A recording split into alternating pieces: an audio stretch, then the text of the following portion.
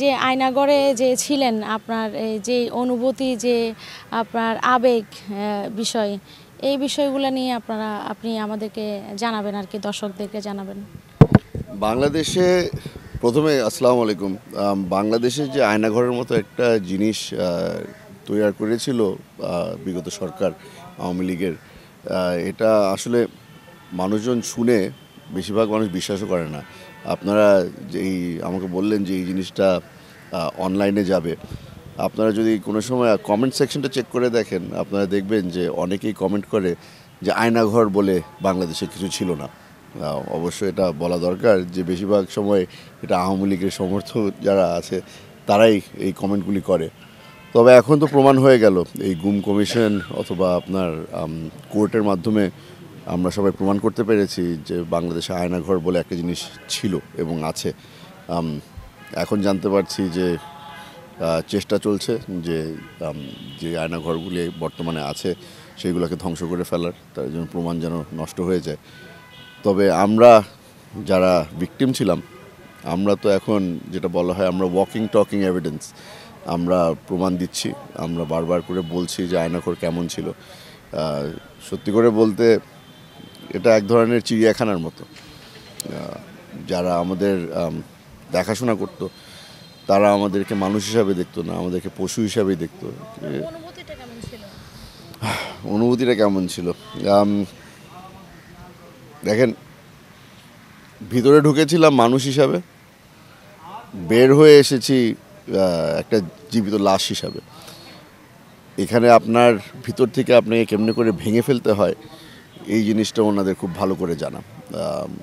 মারধর থেকে শুরু করে আপনার সাথে একটা মানুষের মেন্টাল টর্চার যেটা হয় ওই জিনিসটা কীভাবে করে করতে হয় এটা ওরা মানে এটা একদম পিএইচডি পাস করা। আমরা প্রায় ভিক্ষা করতাম ভিতরে বসে যে কেউ এসে আমাদেরকে অন্তত একবার খালি জানাতো যে কেন আনা হয়েছে আমাদেরকে এখানে, কেন আমাদেরকে আটক করে রাখা হয়েছে। এই জবাবটার তালাশেই আমার প্রায় 7 মাস কেটে গেছে, কোনো সময় জবাব পাইনি। আর বেঁচে ফিরে আসবেন কিনা এই ধরনের কোনো ছিল কিনা? না, আমার ধারণা ছিল যে এখান থেকে আমি আর জীবিত বের হয়ে আসবো না। একজন ব্যক্তি ছিল যে আমাকে খানা দিত, তাকে আমি প্রায় 10-12 দিনের মতো পেয়েছিলাম। তাকে আমি একবার জিজ্ঞেস করেছিলাম, মানুষটা ভালো ছিল, আমার প্রতি একটু দুর্বল ছিল বোধহয়। তাকে আমি জিজ্ঞেস করেছিলাম যে এখান থেকে কি আমি কোনো একদিন বের হব না কিনা।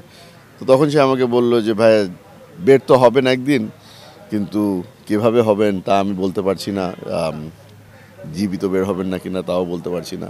আমি তাকে জিজ্ঞেস করেছিলাম যে এখানে সবচেয়ে লম্বা কতদিন রাখা হয়েছে কাউকে। সে আমাকে বলল যে ভাই এগুলো আমাকে জিজ্ঞেস করেন না, আপনি সহ্য করতে পারবেন না। তাও জোর করে তার থেকে জবাব নিলাম। সে আমাকে বলল যে এখানে মানুষদেরকে বছরকে বছর রাখা হয়। এখন তো আপনারা দেখছেন যে আমার দুজন বেশ কাছের মানুষ, ব্রিগেডিয়ার আজমি সাহেব এবং মীর আরমান, তাদেরকে 8 বছর এভাবে আটক রাখা হয়েছিল। আমরা বেশ কিছু গণমাধ্যমের কাছ থেকে জেনেছি, আবার আপনি বক্তব্য দিয়েছেন, সেটা হচ্ছে যে ওই আয়নাঘরের মধ্যে থেকে তো আপনি বেঁচে আসতে চান নাই বা পারবেন সেটা মনে করেননি, এবং ওখানে মনে হয়েছে মরে গেলে বাবার কাছে চলে যাবেন বা বাঁচলে মার কাছে আসবেন। এটা নিয়ে এই জিনিসটা আসলে আমাকে যখন ছেড়ে দেওয়া হচ্ছিল এই কথাটা আমি তখন বলেছিলাম।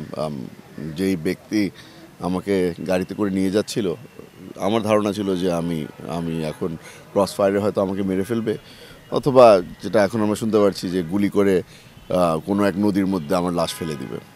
তখন জিজ্ঞেস করলো আমাকে আমি ভয় পাচ্ছিলাম না কিনা, তখন আমি বলেছিলাম যে এখন আর ভয় লাগে না, যদি মেরে ফেলেন তাহলে আব্বার সাথে দেখা হবে, যদি বেঁচে যাই তাহলে আম্মার সাথে দেখা হবে। আসলে মেন্টাল প্রিপারেশনটা আমার ওরকমই ছিল যে আমি আর বাঁচবো না।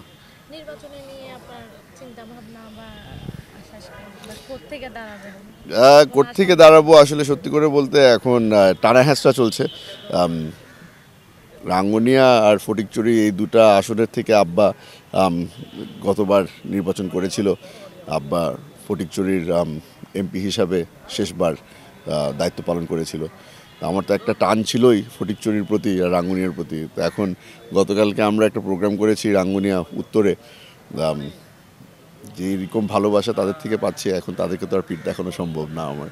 তো এখন পর্যন্ত বলতে পারি যে আশা করছি যে রাঙ্গুনিয়া থেকে ইলেকশনটা করব। আমাদের মোহনা টেলিভিশনের জন্য যদি কিছু বলতেন। মোহনা টেলিভিশনের জন্য আমি খালি একটা জিনিসই বলবো যে আপনাদের উপরে একটা আস্থা আছে আমাদের। আমরা আওয়ামী লীগ সরকারের সময় যেই গণমাধ্যম যেগুলোকে আমরা দেখেছি, যারা আওয়ামী লীগের পালা পশু হিসাবে কাজ করছিল, আপনারা সেই কাজটা করেননি। আপনারা ধৈর্যের সাথে কাজ করেছেন, আপনারা ন্যায়ের সাথে কাজ করেছেন। তো আশা করছি যে আপনারা সামনেও একই ধরনের ভূমিকা পালন করবেন। আশা করছি যে আপনাদেরকেও আমরা একটা ভালো পজিশনে দেখতে পারবো।